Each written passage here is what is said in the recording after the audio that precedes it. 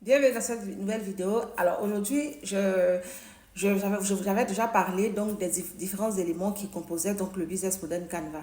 Et ensuite, je vous ai parlé de la valeur que vous allez proposer à votre clientèle cible. Là, on va parler donc de la clientèle cible qui vous voulez cibler comme clientèle cible pour votre entreprise, votre business et votre marque.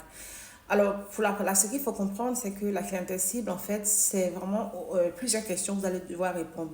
Quelle est votre clientèle cible? D'abord, il faut se poser cette question. Ensuite, qu'est-ce qui permet donc d'identifier votre clientèle cible? Est-ce que c'est un homme, une femme? Quel est l'âge de cet homme ou de cette femme? Est-ce que c'est vous, ils sont actifs ou pas? Est-ce qu'ils sont étudiants ou pas? Est-ce qu'ils sont mariés ou pas?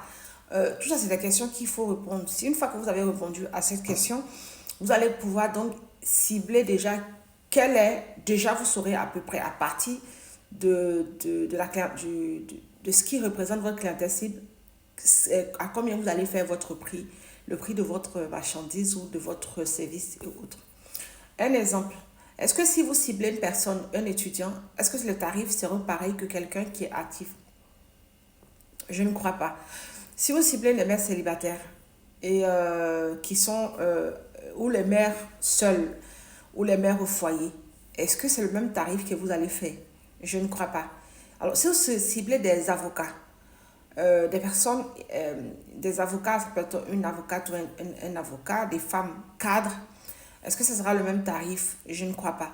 Donc, en fait, en fonction de votre clientèle cible, il faut savoir que vous allez rester dans un type de tarif, en fait.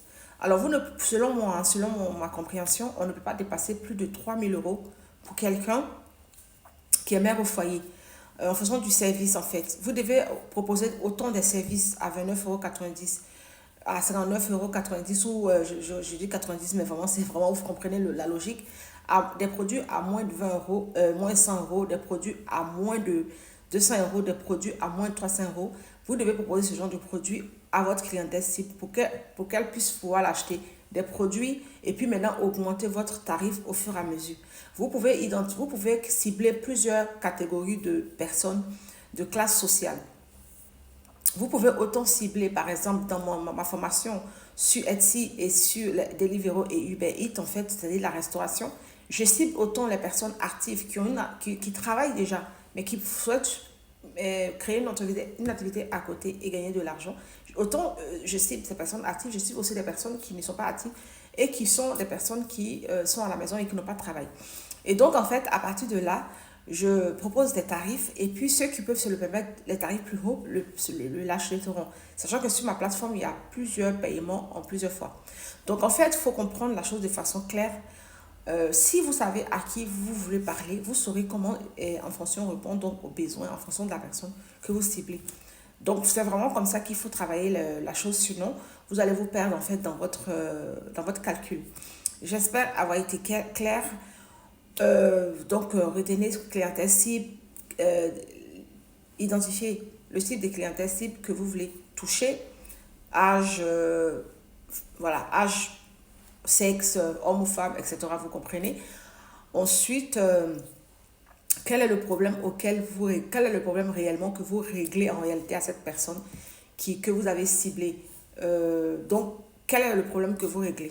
Moi, je règle par exemple la possibilité pour la personne de se former, de se lancer à domicile en se créant un revenu en restant chez lui à la maison. Donc, son problème, c'est vraiment avoir un revenu en restant chez soi, créer une activité en restant chez soi. Je règle ce problème-là. Ou créer une deuxième activité le week-end, pour ceux qui ne travaillent pas le week-end, ça, c'est un problème qu'on peut régler. Créer une source de revenus à son compte et développer une activité à son compte. Ça, c'est un problème qu'on peut régler. Vous voyez un peu? Donc, c'est un peu ça. J'espère avoir été clair. On se retrouve donc dans la troisième partie, puisqu'on a parlé de valeur, là, on a parlé de clientèle cible, et là, on va parler de la prochaine vidéo, dans la troisième partie, puisqu'il y a 9 parties dans le business model Canva, et là, on va vraiment le traiter, parce que je préfère le traiter un à un, au lieu de traiter tout ensemble. Sinon, on se perd généralement quand on ne maîtrise pas vraiment ce sujet, en fait. On se retrouve donc dans une prochaine vidéo pour la troisième partie sur le business model Canva, les éléments qui composent donc le business model Canva.